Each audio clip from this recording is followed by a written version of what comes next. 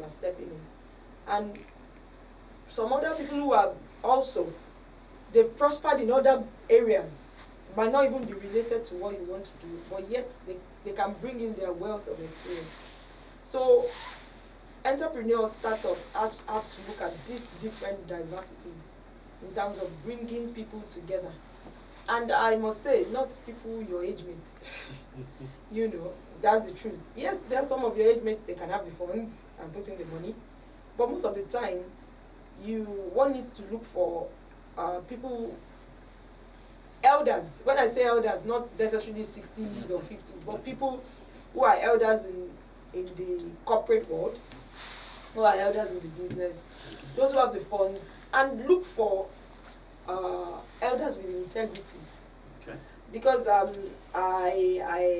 have there was a time, one of my cousins, he's a medical doctor, but he also wanted to start up a business with some guys, and they went to meet someone. The guy has the funds, but at the end of the day, they discovered. In fact, then we were already putting in the legal documentation. It was, and it was a business. It was like a startup, really. Okay. They really had a very laudable idea, and all he just wanted to do was, he does not know anything about tech. It was a tech business, but he just wants to put in money, at least let something be running for him. But we discovered that the person wanted to hijack, and that's why at times it's the fear of most entrepreneurs when they are trying to seek investment. Because there's also the tendency, if you go to the wrong investor, there's the tendency for them to hijack the business. Yeah, we've seen that play out a lot. People kicked out of their business, and then people who founded a business but became enslaved in their business. So yeah. So you have to also you have to look out for as the angel investor is looking out for the character of the entrepreneur too has to look out for the character and integrity of the investor. So in constituting a board, you have to be careful to look out for. There are different parameters to look out for. You cannot really exhaust them, that's the truth, but at least there are some basic things. Making sure that yes, the person has the people, you attract people that have the wealth of experience. Money is not everything, though money answers everything. At least my Bible tells me answers some things. My Bible says money answers all things. Well, interestingly, money doesn't answer life in all situations. So the funds, you've had the funds, but you need the people. To move you forward, to mentor you, to guide you aright. So that's what I can say in terms of that's a great one. Interestingly, I have a book titled Structure Secrets for Startups. Of course, it says something about this idea of putting your corporate structure together, because I'm not sure that an angel investor would want to jump into something that is not ideal. Look, your idea is not ideal, you're still just overly excited, passionate, but you don't have this tidy outlook. So that's also a very crucial one. So wow, we are having an upsurge of marriages that are not working. I can only imagine that while this is happening, it's also telling on, we are learning a lot of lessons in the business space as well, how relationships are not working. And we've been able to address many key issues that lead to this failure in the relationship. And you would have heard talk about practical, not just the general points, but even resting on our own experience in that field, which we really want to say a very big thank you. It's something deep for you to go that way, trying to help people. And this is not just a lesson for startups, it's also a lesson for angel investors, people that want to delve into that space as investors, what they should do, what they should not do. I have two final questions. One is personal, which we'll wrap up with, and then the other is pretty something that I believe that listeners and viewers would love to be guided on. What's the role of the professionals when it comes to angel investment from the angle of the company seeking for fund and the angle of the angel investors? Do you think that professionals, accountants, lawyers, auditors, do you think they have a huge role to play? Yes, I believe so, definitely.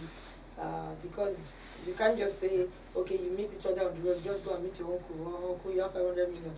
Okay, yes, I want to start up a shoe business, and let's just start it. Well, it's easier said, than done. But the professionals are very important, in terms of structuring the business properly.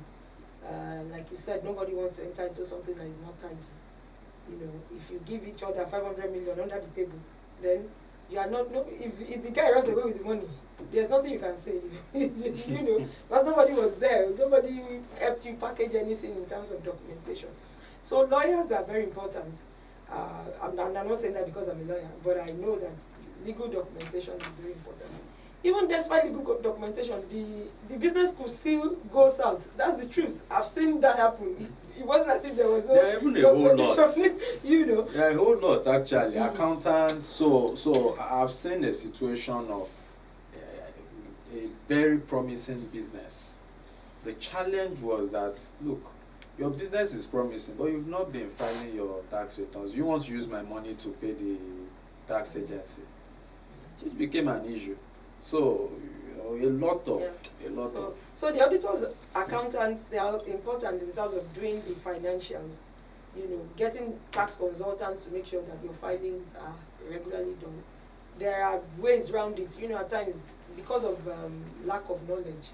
A lot of people feel, oh, you have to pay big tax, things like that. But there are ways around these things, even inside the law, that is not against the law, and yet you can be filing, depending on the kind of business you are. There are stages. You can even file, you can file new profit for 3 years. There are some tax payers you can get for 3 years for some kind of businesses. But you will not have access to those knowledge if you don't engage professionals who know about these things. So definitely auditors, lawyers, accountants, they are very key in structuring the business. And I believe startups should not shy away from paying fees. Yes, it's just unfortunate that too, some of the professionals are not ready to encourage the startups because they now give them huge bills. But you grow with the business. That's one thing I've discovered, that professionals, you grow with the business. I used to work in a law firm where the man took on everybody and anybody. And he grew with them when they didn't have anything. Many of those businesses now are big in this country. Now they pay him huge legal fees. But when they did not have anything, he started on. In fact, some of them, he volunteered himself. He's a lawyer. He volunteered himself to be on their board. Today, but that took him, that's someone that had foresight. But not many. Everybody just wants, I want to eat today. Let me just give me, you're paying me 250,000 and I don't care how you. That is not going to help this startup. So the relationship is on both sides, both with the professionals as well as the startup, to make sure that things work well and they can grow with the business as well. So there you go, professionals listening to us as well. This is just something for us to also take home and say, look, this is what we can do to help that industry. So a final question. My final question would have been investment in person or in company. But I love how you've dealt with this, how personality matters a lot and then moving to accountability. So we've really talked a lot about that. But here we have the opportunity to sit with you, and I'm speaking on behalf of the viewers, irrespective of the industry. If you were to bring out your wallet today and sign off some funds, what are the key things that will matter to you as an investor wanting to give investments or give fund out to a startup? Thank you very much. I think for me, personally, personality of the person will be the key thing first. There are 4 things you said I should mention, right? When I say personality in terms of the character of the person, how does the person have integrity? Is it trustworthy? And you don't know a person that is trustworthy by faith. It takes a relation. Okay. It takes your relating with the person over time. Maybe testing the person with certain things. You know, like for instance, I use the case of my barber. He has barbed with me for a while.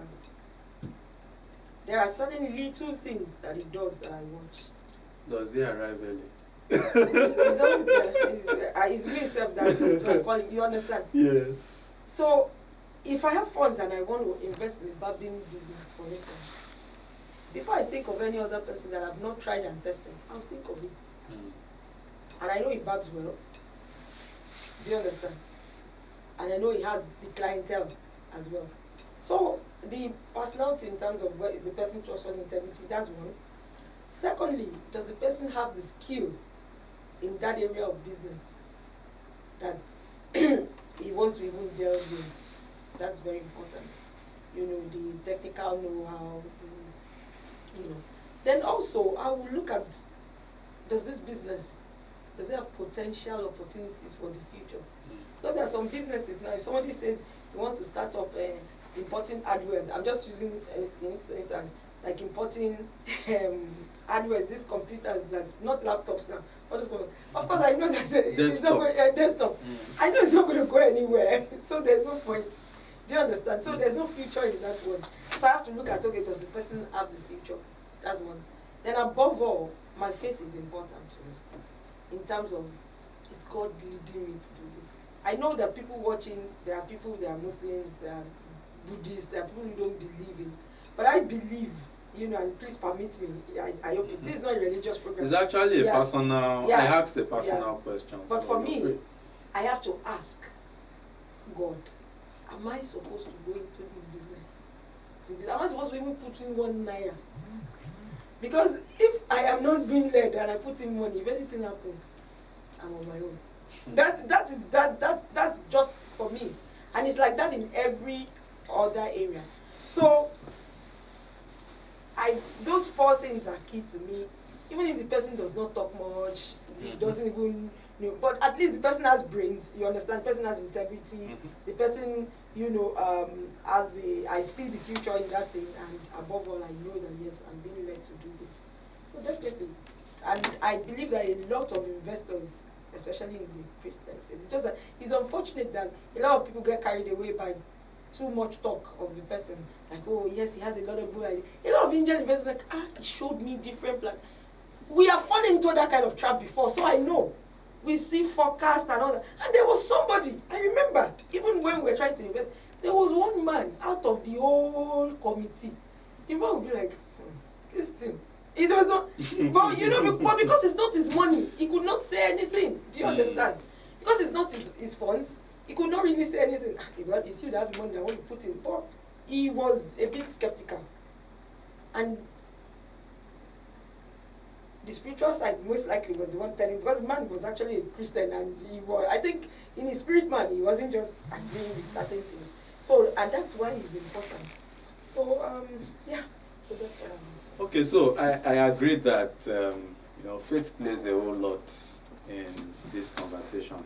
And of course, you represent thousands of investors out there that would also likely have similar or even the same things they are looking out for in businesses they want to invest in. So this gives a hint for you viewers, particularly those that are seeking for funds, that are seeking to appeal to investors on what you should be looking forward or looking out for in trying to seal that relationship and get a yes from the prospect investor that you are looking at. So I want to say a big thank you to everyone for joining this session, and want to let you know that this would continue. Now, because angel investors don't easily come your way, I'm not going to be dishing out our guest details to you. Remember, if you want to send in a question, send it in to us. we'll take it up from there. Thank you for joining us, and till next week again, we'll have a wonderful time. We love you guys, and thank you too for being a part of our Thank you very much for program. having Thank me. you. All right, bye guys.